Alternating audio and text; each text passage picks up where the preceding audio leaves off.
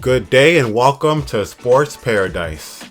I'm Dub, short for Big Dub, and remember, don't waste time worrying about other people, unless it affects the common good. It'll keep you from doing anything useful. Why are you concerned with what so-and-so are doing? It's not important. Just worry about yourself. You are number one. So today, even though I don't want to talk about Chelsea, I must, as part of the show, talk about some Premier League action as well. Just been pretty disappointed, especially with the Blue Jays. We'll talk about those guys. More disappointment talking about the Leafs and the Capitals and the rest of the NHL playoffs. The NBA playoffs are getting very testy. And we'll end it off with some tennis talk.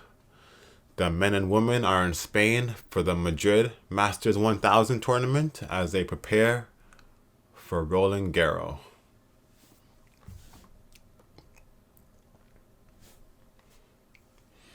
So I believe it was Tuesday when Chelsea played Arsenal. And every day, or every game day at least, you wait until, you just look forward to seeing an hour before the game starts who's going to be starting for your team.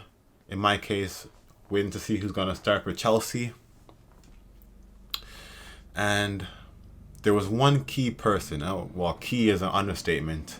There was one major player not in the lineup. You know who that was? It was Cole Palmer. He was not in the lineup against Arsenal. And besides that, Disasi was in the lineup at center back, playing beside Benoit Badiashile at center back. Alfie Gilchrist, who you can't really have any complaints about. He's a youngster. He grew up in Chelsea. He's one of our own, as they'd say. He's Chelsea blue, but he's still young. And to go up against Arsenal's in the middle of a major title race. That was us throwing him to the wolves. And then Kukurea at right back. Jackson, Mudryk, Madueke leading the line. Without Cole Palmer there to support them, to do everything as he's usually done. I was looking at the lineup and I knew it was going to be a long night at the Emirates for Chelsea. Not just because they wouldn't be able to score, but because they would allow a lot of goals. And because that defensive, especially Badiashile, especially Disasi, they can't defend. So, kickoff, and after before 5 minutes were up, it was 1-0 for Arsenal. And for the rest of the game, rest of the first half, Arsenal was, once that goal happened after 5 minutes, my friend texted me. My friend who lives in Manchester, but he's not a United fan, texted me, "Oh, not a good start," as in not a good start for Chelsea. And I replied back saying, it'll just get worse. And watching the game, Arsenal had their chances. They were dominating the ball. They kept on pressing. Chelsea had the ball, but they weren't doing anything as usual. They just passing it around and then got lost, gave the ball away. Arsenal presses, but then didn't score. And that happened for the entire first half. So they managed to keep it 1-0 in the first half. Going into the second half, after 7 minutes, it was 2-0. Corner kick, and similar to how Cole Palmer scored that game winner against Man United, how it was off a corner and no one was guarding him, shot the ball, deflected it into the back of the net, hat-trick, game winner, 4-3 for Chelsea against Man U, never forget. Similar thing happened against Chelsea. Arsenal, short corner, passed it to the guy at the top of the box. He shot it. It kind of dribbled around the front of the net. Finished in 2-0 after 7 minutes in the second half. And then that's when things started to fall apart. Kai Havertz, ex-Chelsea player. Kai Havertz scored the game-winning goal in the Champions League with Chelsea just 3 years ago, just in 2021. That's how good they were just only 3 years ago. In these last 2 years since I started watching them, they just hit a wall. It's really unfortunate that they had to force out their Ibrahimovic and bring in Todd Bowley as the owner. I talk about ruining a team. Talk about ruining beloved Chelsea, beloved Blues, making Arsenal think they're the pride of London. Like, it's a shame. It's a shame. So Kai Havertz made it 3-0 shortly after that, and he celebrated. He celebrated against his old team. Maybe if they were playing at Stamford Bridge, maybe he wouldn't have celebrated that much, but he celebrated for sure at home at Arsenal Stadium. He enjoyed his goal. I mean, I wouldn't say he's a world-class striker. I wouldn't say he's up there with the best in the world, best in the Premier League. But so when he gets his goal, I guess he should celebrate. He earned it. After that, I'm watching and they're just getting more chances. Arsenal's just getting more chances. Kai Havertz scored again and made it 4-0. Not even that long after. Maybe like 5 minutes later, it was 4-0. And it was like, oh man, the defense, where are they? Where's the defense? I don't know. Not Chalaba. Disasi, Badiashile, nowhere to be seen. Defensive midfielders, nowhere to be seen. Just let Kai Havertz just get inside the box, shoot it. Petrovic can't save it. And honestly, I feel like Petrovic isn't that good at goalie. So that's another issue that they gotta fix. Because the first goal that Arsenal scored, making 1-0, that could have been a save. That could have been a save. I feel like a lot of shots Arsenal took could have been saved. Robert Sanchez, like I said before, I feel like he's better at making saves. It's just that Petrovic is better at playing the ball.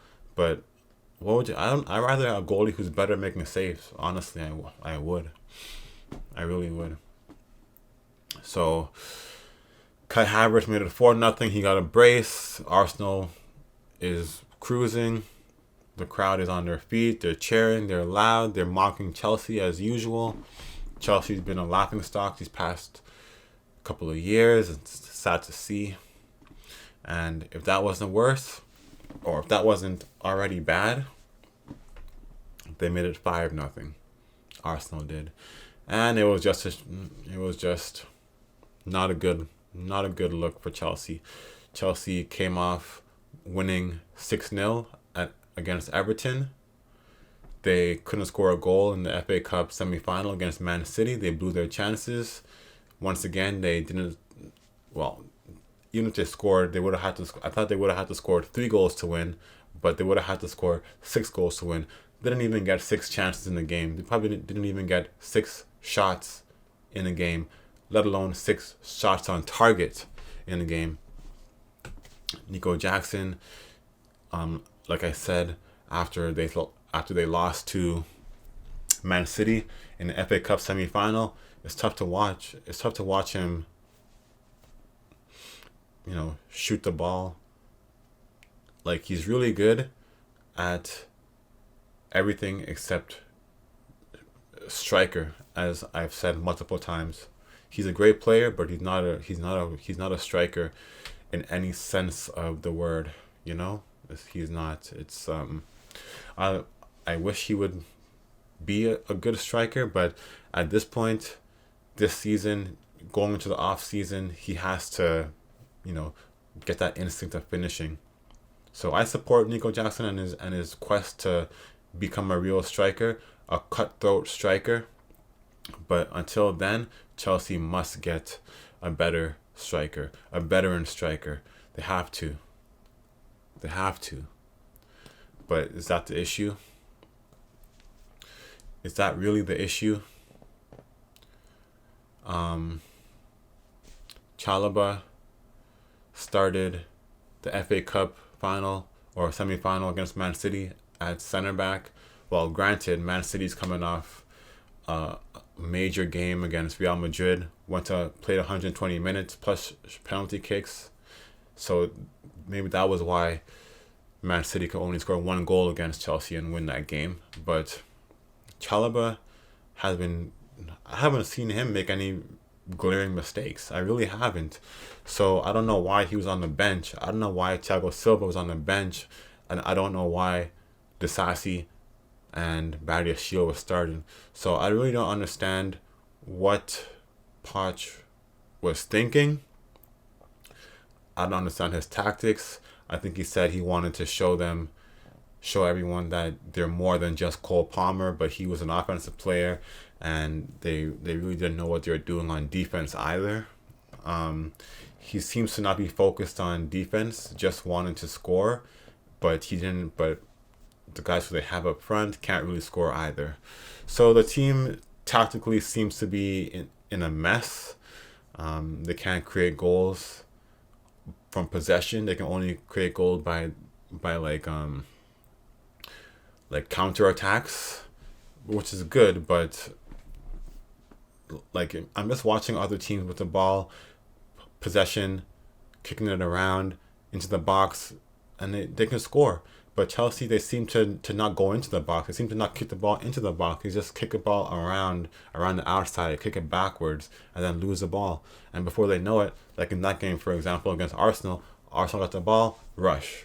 So even though Arsenal didn't have more possession stats than Chelsea did, when Chelsea had the ball, they did not look threatening at all, not even close.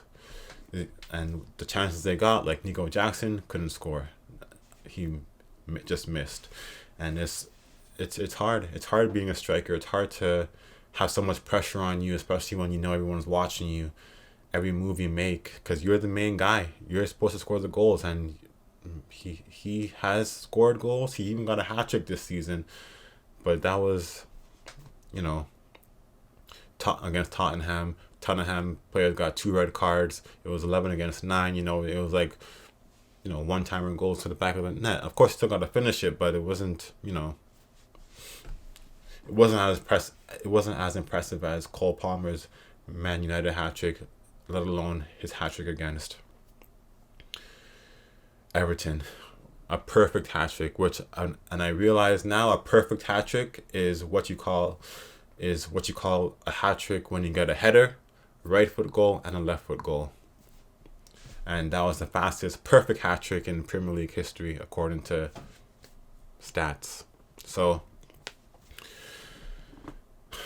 I don't know what needs to happen with Chelsea. I'm still learning the game, still learning if it's like the coach's fault or the players' fault, but I don't think they have the right players.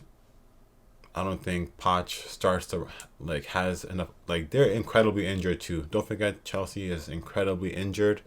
A lot of players who are better than who they have playing now are on the bench injured. I feel like you don't really want to fire the coach. Keep on firing. So I think you just have to go into next season with Poch, and hopefully the players are going to be healthy, and see what their record is, around Christmas, around October, see how they start, and judge it based off the first half of next season, if the team is healthy, of course. But yeah, the guys they have playing now aren't ready. I don't know. Everyone thinks it's a given that Mbappe is going to go to Real Madrid, but maybe a miracle will happen and he'll come to Chelsea and be a striker for us. That'd be crazy. Okay, so after that disappointing loss, Chelsea's next game is on Saturday against Aston Villa at Villa Park. And that should be a fun game to watch. Cole Palmer should be back and playing in his usual spot. it's going to be another tough game. Aston Villa is top 4 in the league, but they've had their inconsistencies this season. So it's not like Chelsea can't win that game. It depends, as usual, which Chelsea team shows up, because sometimes the good Chelsea shows up, sometimes the embarrassing Chelsea shows up. So we'll see. Hopefully, after back-to-back losses, the good Chelsea shows up. But hey, Cole Palmer will be back, so that's already like a 100% boost to their chances of winning. And Chelsea can still make it to the top 6, but maybe not. It's gonna be tough now, but no, it's possible. It's possible, but it's gonna be way tougher now. Looks like another year next year without being in Europe. They're gonna have to win, come top 4, win the FA Cup, win the Carabao Cup to even get a sniff of Europe. So the rest of the Premier League is going on this week too. Man City juggernauts play today against Brighton, and Haaland isn't playing, but that's okay because Man City can score goals in any way, shape, or form. Just call on Phil Foden, just call on Julian Alvarez, Bernardo Silva, etc. And they can score. Regardless of Haaland playing, because when Haaland plays, it's just like get it to him and he's gonna try to get his usual header goal or like a little near the net goal. But without him, they can score from outside the box, from like not like right beside the net. They can score from any option. Anyone on their team can score goals, really, honestly. So yeah, playing Brighton. I believe Brighton's at home, so they shouldn't. So Man City, it might face some stress, but they should still win that game. I would say pretty handily. They might allow a goal, but I don't see them having to be concerned. But Arsenal, on the other hand, they recently lost to Aston Villa. So, but they're leading the Premier League still. So Arsenal is still leading the Premier League. And after beating Chelsea, they have 77 points with 34 games played. Man City has 74 points, but they only have 32 games played. Today's going to be their 33rd, and if they win, they're going to be tied with Arsenal. And they have another game in hand, so that'll be, for example, if they play 34 games and Man City wins both, it's going to be Man City with 80 points and Arsenal with 77. So Man City, it's in their hands. All they have to do is win the rest of their games and they'll be good. They should win today, and they probably will continue to win because that's all they have to worry about. FA Cup final is going to be a month from now, so they can focus on the Premier League until then. And they're looking to win the Premier League for the 4th straight season, and that's going to be crazy. You're probably wondering, or you're probably wondering, but you probably already also know that Liverpool has been a mess. What do they say? They bottled it. You bottled it. They totally bottled it. So they've had a rough couple of weeks, I tell you. They managed to beat Fulham 3-1, but they dropped points to Crystal Palace, and they're out of Europe. They lost their Europa League tie, and yesterday they lost to Everton 2-0. Chelsea, masters of being inconsistent. When they want to be good, they can be good. You're like, why is he always talking about Chelsea? Chelsea beat Everton 6-0, and Everton, I guess they didn't want to be embarrassed anymore. They're like, they're almost facing relegation if they keep on losing. They lost a lot of points this year due to not losing games, plus they got points taken away from them. And they came out. They're at home and they beat Liverpool. They went up 1-0. Liverpool. I can't say they were even getting that many chances to score, and then, bam! It was 2-0, and that was the icing on the cake. Near the end of the game, Liverpool, of course, was trying to score. They were getting some chances, but Pickford came up strong. Their defense came up strong, and that's it. So Liverpool, anything is possible in the title race in the Premier League, but it seems like they're cooked. It seems like they're done. It seems like it's Man City's to lose, and Arsenal is right behind them. So it should be a fun end to the season. We'll see how it goes. So I mentioned Chelsea's disappointment, and now we're on to the Toronto Blue Jays' disappointment. Honestly, it's no joke. I've been watching a lot of Baltimore Orioles games. Well, like a lot as in, besides the Blue Jays, I've watched a lot of Baltimore Orioles games, Most games I watch of MLB are when pitchers on my fantasy team are playing. So that's when I watch. But I watch the Orioles games no matter who's pitching, because they're just a great team. Fun to watch. Stars who are performing like stars. And until the Blue Jays become good, I might just hop on the Orioles bandwagon. Like Gunnar Henderson, beast. Adley Rutschman, catcher, beast. Westberg, beast. Cowser, beast. And they keep calling up their prospects too. They called up, Hairston, like Kierstad, something like that is his name is. There's a funny joke going around that all the Orioles prospects are siblings because they all look like the exact same. And Jackson Holliday has 2 hits. He's gone like 2 for 34. A lot of like ESPN people, like MLB people saying, once Jackson Holliday gets started, Orioles gonna be a tough lineup. They're already a tough lineup too, but I don't know if you can guarantee Jackson Holliday is gonna come out of what he's doing. Maybe he's gonna get like more than 2 hits and 34 at bats, but obviously it's too early to say he's a bust. I wouldn't want to be a bust either, but maybe, I don't know. He struck out a lot, and that was one thing that they said he wouldn't do, is strike out. So maybe he's just figuring things out. It's only been less than a month since he's been called up, but let's see when he can turn things around, because when he does, if he does, like everyone says, Baltimore is gonna be even scarier because they have just incredible players who are young. They're gonna be good for years to come, and they got pitching too. Well, they're first place in the AL East for a reason, or are the Yankees first now? But I think Baltimore is probably first.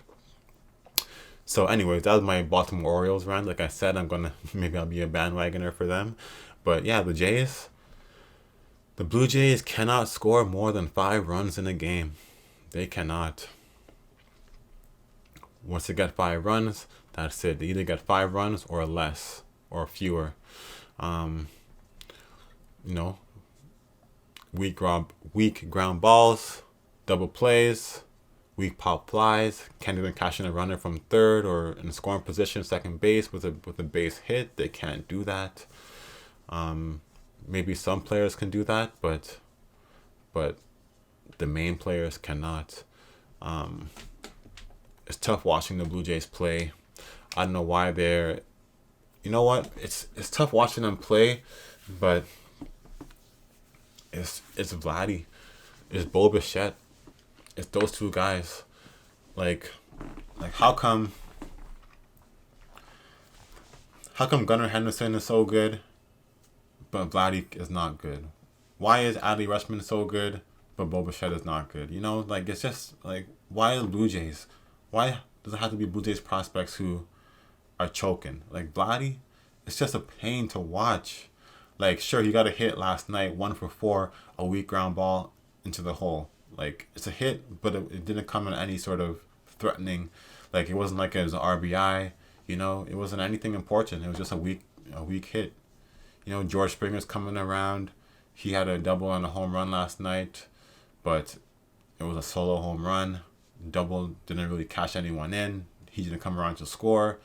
Just getting on base and being stuck there. Varsho, he's been hitting rather well as of late. 6 home runs. Leads the team with 6 home runs. And that's about it. Justin Turner has been doing well, but he hasn't been like on fire like he was to start the season. Kevin Kiermaier is on the IL, so the Blue Jays called up one of their prospects, Addison Barger. He's 24. He's not like a top MLB prospect, but he's like sixth or fourth in the Blue Jays organization. So he's pretty good. He's had a great season in minor leagues, high average, good amount of home runs, etc. A lot of hard hit balls, and yesterday he did have some hard hit balls too. I was mostly watching the Maple Leafs, but they were saying that Addison Barger had some good at bats. The one I saw him full, he struck out looking, and I was like, of course, but that's just the entire team. Maybe if they call up Orelvis Martinez, he'll come in and do well, but it's just grasping at straws because the main players who have to show up aren't showing up. Vladdy and Bo, and what, you gotta send them down to the minors? Are you not? Well, it's unrealistic, of course. The starting pitcher, Yariel Rodriguez, started last night. He had a couple of good starts to start his career, but yesterday he kind of got roughed up a bit. But it's only 3 runs he allowed in 4 innings. The bullpen came in and did shut down the Royals, but they say that Manoah is gonna be coming up. They say that Rodriguez is gonna be a long inning bullpen guy, and Manoah is gonna take his spot in the pitching rotation. And I'm like, Manoah, who's that? Manoah, in the minor leagues, he's been getting roughed up. Hey, I hope Manoah can do well, come back like he was when he was an all-star, almost a Cy Young winner. So we'll see. But maybe it's just like Vladdy and Bo, just one-hit wonders, and that's it for them. Because so far it seems like that's it for Vladdy. He had 1 good season, and that was it. He had 1 MVP season, and that was it. Last year he did not good for his standards, and this year so far he's off to an even worse start. But I do remember there was one season where Jose Ramirez on the Cleveland Guardians, he had a season where he had a horrendous second half, but then the season after that he performed up to his MVP caliber standards. But oh man, it's just hard watching the Blue Jays play. They'll play today, the last game of the series against the Royals, an early game, 2:10 Eastern time. So we'll see how they do. But they're facing another good pitcher, Cole Reagans. He's on my fantasy team, so I hope he really doesn't get blown up. But he allowed 7 runs in 1 and 2/3 inning against the Orioles last time out. But the Orioles, as everyone knows, is an elite lineup compared to the Blue Jays, who should be an elite lineup. So we'll see how that game goes. Ex-Blue Jays prospect who they traded for Jose Berrios, which is was a good trade. They traded their prospects Austin Martin, and they traded their prospect pitcher Simeon Woods Richardson. Minnesota called up Simeon Woods Richardson today, and he's gonna start against the White Sox. And the White Sox are a terrible team, so maybe he'll do well. Woods Richardson is on my fantasy team. I called him up. He's on my prospect roster for that major league that I keep on showing you guys watching this show, Sports Paradise. So we'll see how he does. Of course, Jays fans are gonna be like, "Oh my God, you got rid of him," but I mean, it was for Berrios, so it wasn't a bad trade or anything like that. We'll see how they do. Yeah, besides that, the Blue Jays bullpen has been sometimes inconsistent, but for the most part, the main guys have been great. Because the Blue Jays can only score 5 runs or less in a game, it's always the relievers always have to be used because it's not like they're winning 5-0 where it's not a safe situation. It's usually like 5-2 or 5-3, something like that kind of score line. And today it's probably going to be another low scoring game. Barrios versus Cole Reagans, probably going to be 5-3 for either team, whoever wins. The Blue Jays looking to not lose the series 3-1, trying to come out of Kansas City with a split series before heading back home, where they're going to be facing Shohei Ohtani, Mookie Betts, Freddie Freeman, etc., the ex-player Teoscar Hernandez, and the Dodgers. And then they're going to be playing Kansas City again, this time at home, after the Dodgers series. So we'll see what their record is after that, but it'll probably just continue to be 3 games above 500, 2 games above 500, because that's the kind of team they are. Mediocre. Like I was thinking to myself, they're not the worst best team because they're not even close to being a best team. So I would say they're probably the best mediocre team, but saying they're even the best at something is kind of a stretch. So they're just a mediocre team. That's pretty much what they are. Every year, start the season, they're like, Blue Jays are going to be in the top 10 in power rankings, and then every year, well, in the past 2 years, they just been dropped out of the top 10 of the power rankings because they just can't hit. They can pitch, but they just can't hit. If they could hit, they'd have the same record as Baltimore, as the Yankees. They'd be a good team, a serious team, but they're not.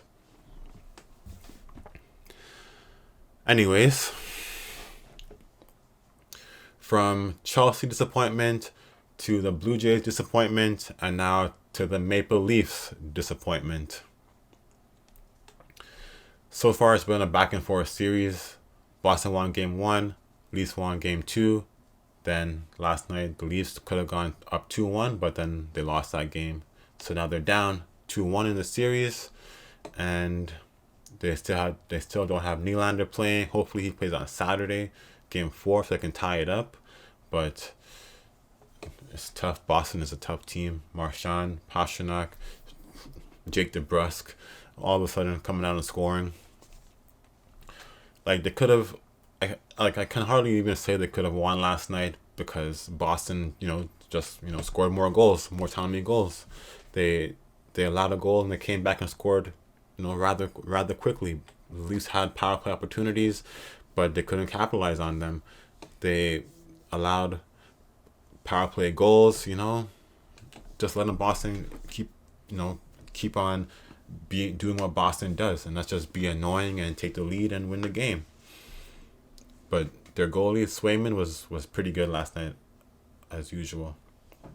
So like last night, the Leafs, they actually scored first. It was a nice goal. Marner, who has been nowhere to be seen in this series so far, he got a nice assist last night. Matthew Nye scored that goal, but then Boston tied it up. And then second period, it was 2-1.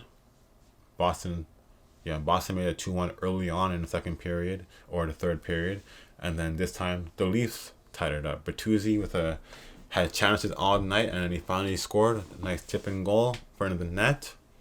That was good. Made it 2-2. But then 30 seconds later, Marchand scored 3-2, and then that was all they needed. An empty net goal made it 4-2 for Boston, and then they went up 2-1 in the series. So the Leafs, they did have their fair share of chances. They did have a good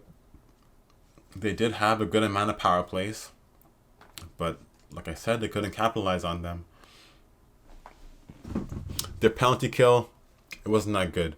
On the goal that DeBrusk scored, tell me why they have 3 guys in the corner.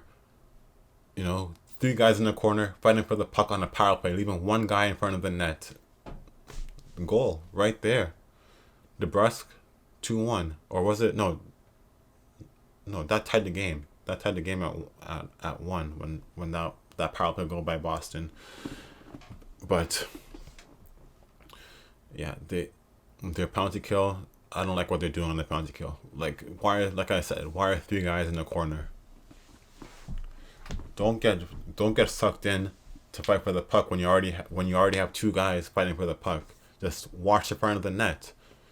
There's always gonna be an extra guy who you don't see. You gotta keep on watching him, and they don't.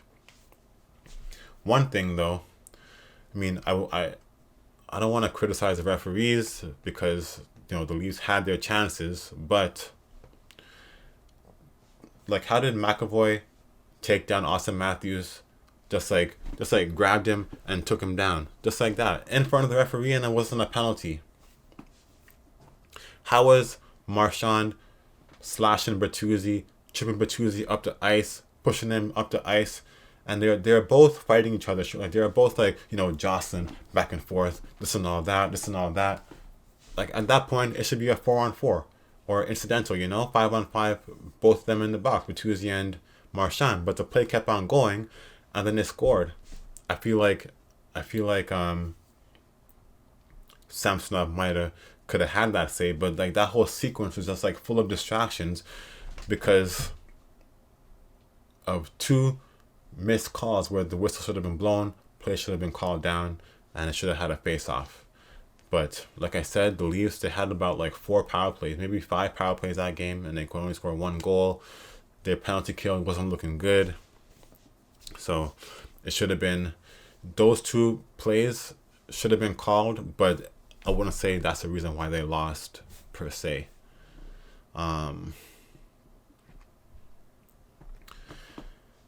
So game 4 is on Saturday, still in Toronto. Boston Bruins coach was complaining that they're going to be in Toronto for too long because they're having an extra day off, because they should, like, if it was every other day, they should be playing on Friday, but they're playing on Saturday. So he's like, oh, wow, we're going to be in Toronto for an extra day, even though we're the home team. Like, I bet he's not complaining now because they're up 2-1. But hopefully on Saturday, the Leafs will get William Nylander back and they can tie the series, because it really goes without saying how much Nylander is needed on the ice. Just a guy who can create goals, and we need him quite badly. So we'll see. So from Chelsea disappointment to the Blue Jays disappointment to the Maple Leaf disappointment, and now on to the Capitals disappointment. They're down 2-0 against the Rangers. It's tough to say they're disappointed because I really didn't expect much. It would have been a miracle if they, well, it's not over yet, of course, but the first 2 games, they just don't look like they can compete with the Rangers. The Rangers are just too good of a team. Lindgren is not that goalie yet where he can make key saves at key moments in the game. And the Capitals just have a lot of young players who aren't like elite young players. They have a bunch of average role players, and they have aging veterans who won the Stanley Cup. Tom Wilson, TJ Oshie, John Carlson, and Ovi. Everyone's making a big deal about Ovi, not having a point so far, only having 1 shot on goal so far, and it's tough because the Rangers are just a good team. They're a solid team. The Caps, during the regular season, they did go 2-2 against the Rangers, and the first 2 games were at Madison Square Garden. So anything can happen now that you're at home. But the first 2 games, the Rangers just look like they're just dominant. And of course, the Capitals were the last team in the Eastern Conference to make the playoffs, probably in the league to make the playoffs, and the Rangers are the President's Trophy winners. So I really wouldn't expect much from them, but hopefully they can get 1 win, and hopefully Ovi can score. Hopefully they can show some life when they play in DC. And luckily they're not playing tonight, they're playing tomorrow, so that'll be a chance for them, not going down 3-0 tonight, but go down 3-0 tomorrow. Just one more day to not, be concerned that they're going to lose the entire series. But, let's hope that they that they can at least win one game, not get swept. But we'll see what happens. I still have hope. I have hope for the Caps, and I have hope for the Leafs. Of course, I've been hoping for the Capitals since I was in 7th grade, since Ovi was drafted, and he won a cup when I was he won a cup in 2018. So I've had to have hope for at least a bunch of years, like 10 years before you won a cup or whatever, So, and the Leafs, since I was, I guess I was a Leafs fan before I was a Capitals fan, of course. So I've had hope for them for an even longer period of time, and they just let me down. But hey, you can't live without any hope. So go Leafs and go Caps. In other NHL playoffs news, the Panthers are leading the Lightning 2-0. Panthers won in overtime the last game. So the Lightning, they came closer, but they couldn't score. Bobrovsky made a great save that everyone's going on about, but it wasn't as good as Braden Holtby's save against the Vegas Golden Knights in the Stanley Cup Finals. But it was a good save. I gotta admit, it was a fantastic, clutch, game-saving save. The Hurricanes are beating the Islanders 2-0. The Islanders were up 3-0 in Game 2, and they ended up losing 5-3 after Carolina scored a bunch of goals in succession. Vegas leads Dallas Stars 2-0. The Jets and the Avalanche are tied 1-1. The Predators and the Canucks are tied 1-1. And the Oilers and the Kings are tied 1-1. And tonight there are only 2 games going on. The Lightning are back at home trying to make that series 2-1 versus the Panthers. And the Islanders look to also win a game against the Hurricanes back at home. Make it 2-1. Make it an interesting series. You don't want to go down 3-0. No one does, obviously.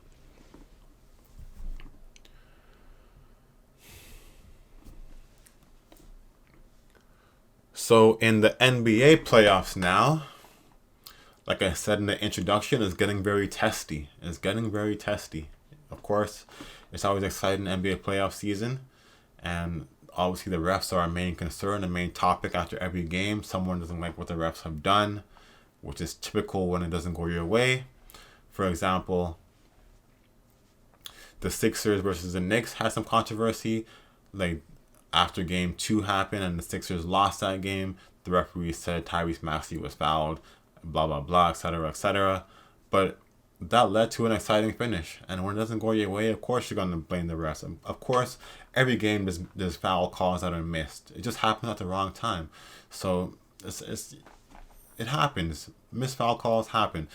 Like I was just saying, the Blue Jays or the Leafs, there are some missed calls that didn't go their way yesterday's game, but they had multiple power play chances. So the Sixers blaming the refs for that loss against the Knicks. Come on. Like, you're going home now, back to Philly, win the game, make it 2-1, make it 2-2. Don't have any excuses about the refs, because when you lose only by 2 points, 3 points, it wasn't down to a foul shot that could have happened. It wasn't down to a foul that wasn't called. That's why you lost. It really wasn't. But Madison Square Garden is absolutely electric. That's a word everyone's using these days. Absolutely electric. Watching the Rangers and the Caps, I'm like, man, like I hate these Rangers fans at MSG. But watching the Knicks at the Sixers, I'm like, dang, this is a great atmosphere. So, another person who had some complaints was, of course, LeBron James. The Lakers have now lost 10 in a row to the Nuggets and are on their way to losing 11 in a row. So Game 2, I couldn't stay up to watch. I was too tired. I fell asleep. So waking up, I didn't know what the score was or who won. So I was at the gym and I saw LeBron on the TV, watching Sportsnet, and he was on the TV, and I was like, I can't hear what he's saying, but let's see by his mannerisms what happened. So I was watching him talking post game, press conference. Him in his he was in a regular jacket and whatnot, not in his uniform, in the jacket, at the table, taking questions. And then I was watching. I was like, I guess he's talking. He's still talking. Maybe they won. And then I saw him get up and just walk away. And I was like, oh wait. So then I checked the score and I started laughing. Lost by 2, Lakers. Jamal Murray's buzzer beater was a complete knockoff of Kawhi's buzzer beater against the Sixers, but it was a swish, it was a clean shot, and it was a game-winning shot. It was great. I wouldn't say it's comparable to Kawhi's because Kawhi, won the series. That was Game 7, and it won the series. Still would have gone to overtime, but buzzer beater won the series, no overtime needed. This was just Game 2, but everyone doesn't rate Toronto. So yeah, that's just what it is. So yeah, Lakers down 2-0.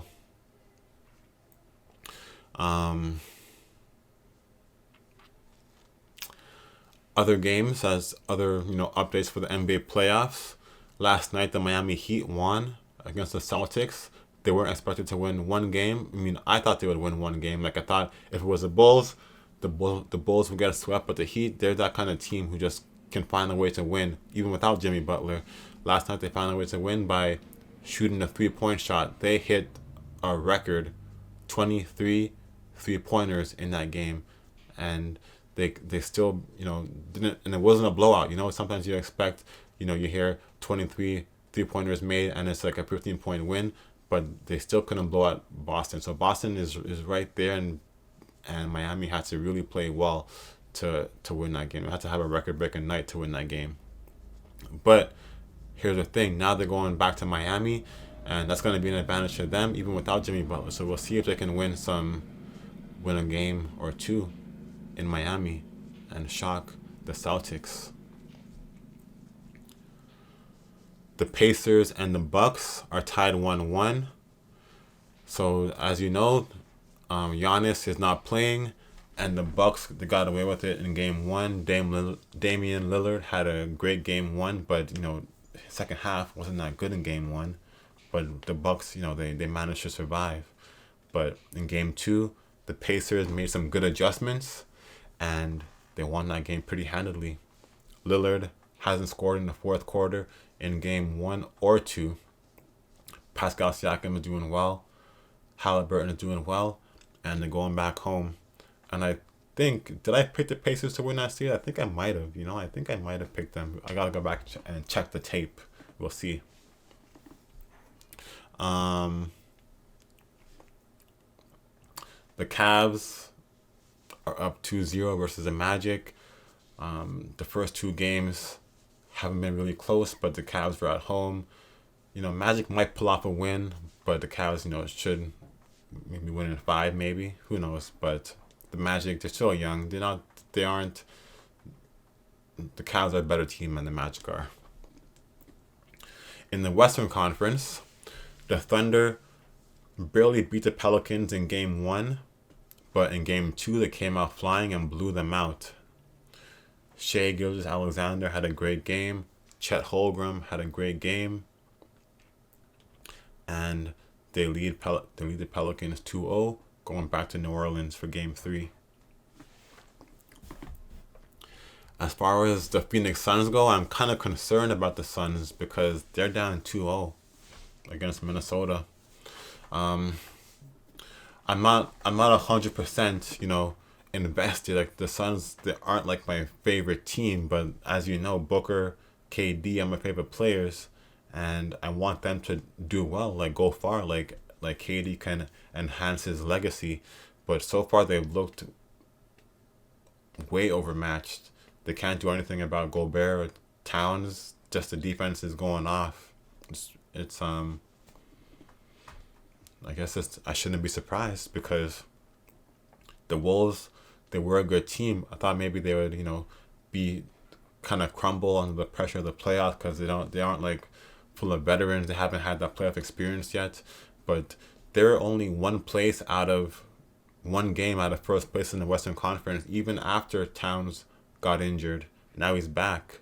And the Suns were 6th place, fighting to avoid the play-in tournament. So, right, it's no coincidence that the Suns are down 2-0. But hopefully they can win.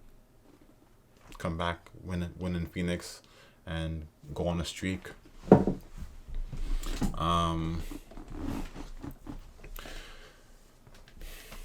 Dallas Mavericks lost game one, they lost game one, and that was without Kawhi. Game two, Kawhi came back, and the Mavericks won that game against the Clippers. Everyone says that Luka, Kyrie Irving don't play defense, but against the Clippers, game two, they played some defense and they won that game with Kawhi back. So good for them. If I were to pick, I think I picked the Clippers to win that series, but I'd rather Dallas win that series because I'm not a fan of anyone on the Clippers. Really, I'm not. So Dallas going back home, tied 1-1. Who knows if they're gonna keep up that great defense they played?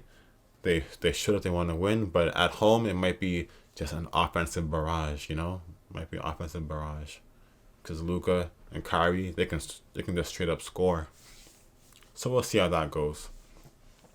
So tonight the Cavs are at the Magic looking to go up 3-0. The Knicks at the Sixers in Philly.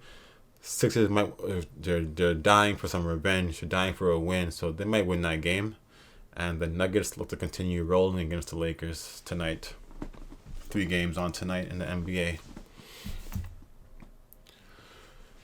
So I feel it's been a while since I've talked about tennis. There wasn't really anything exciting going on. There was the Monte Carlo 1000. There's a Spain 500. There was the women playing in Germany, the Porsche 500 tournament that Rebakina won. So now they're in Madrid for the Madrid Open Masters 1000, ATP WTA 1000. They're trying to, it's a clay season, and they're preparing for Roland Garros in France, Paris. That takes place 20th of May to the 9th of June. And Madrid is a big tournament. This is gonna be where not everyone was in Monte Carlo, but everyone is in Spain for the Madrid Open. So, except for Djokovic. The top 4 on the men's side is Yannick Sinner, number 1, Alcaraz, number 2, Medvedev, number 3, and Zverev, number 4. But Tsitsipas, he's ranked number 6. Watch out for him because clay seems to be what he's looking forward to all season long. He may not win, but he could get a good result considering since I've started Sports Paradise, back when it was called Dubs Paradise, I've been just saying that Tsitsipas and his girlfriend are overrated. But so far it just seems that Badosa, his girlfriend, is overrated, but Tsitsipas just waiting for the clay season to start. We'll see how he does in Spain. I hope that Sinner wins, but I would bet on Alcaraz and Tsitsipas by surprise. I guess Djokovic is waiting until Roland Garros starts. He's just training by himself, waiting for Roland Garros. He's had some disappointing results so far. Maybe he was starting to see his decline, but he's still who he is. Number 1 in the world, 23 Grand Slams. Trying to get number 24, but 24 might be the one that he doesn't get.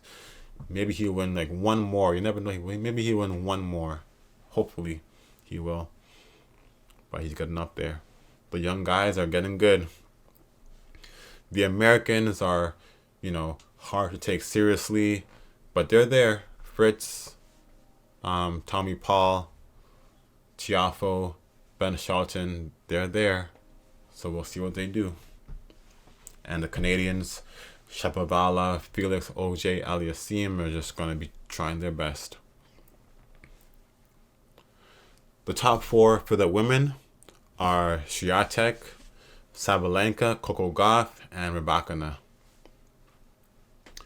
So I don't really think Gauff will win.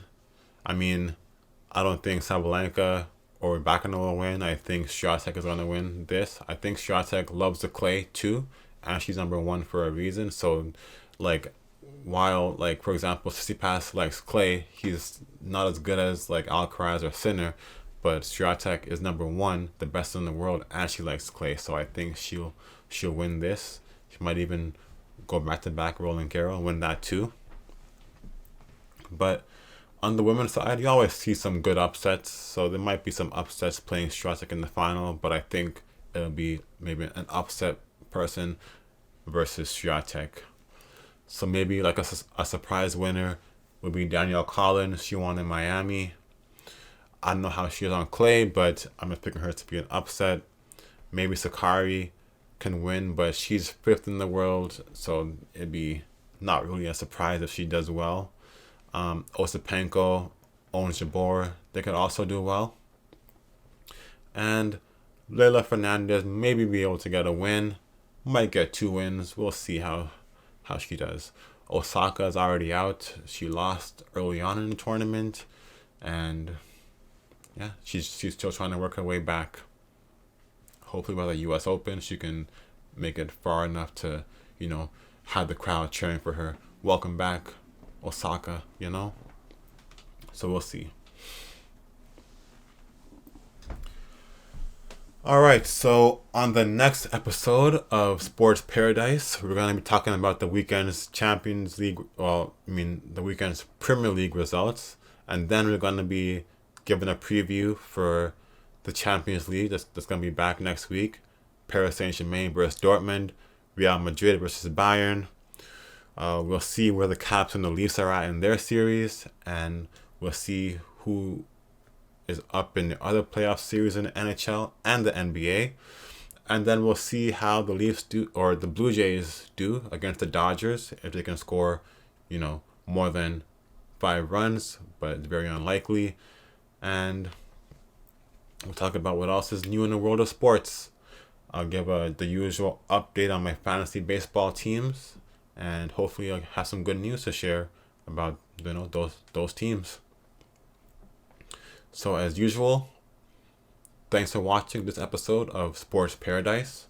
Remember to subscribe, like, and comment any opinions, thoughts you might have, anything you want me to talk about, anything you want to say about sports, just air it out. It's an open discussion. Thanks for watching. Have a great Thursday and have a great weekend.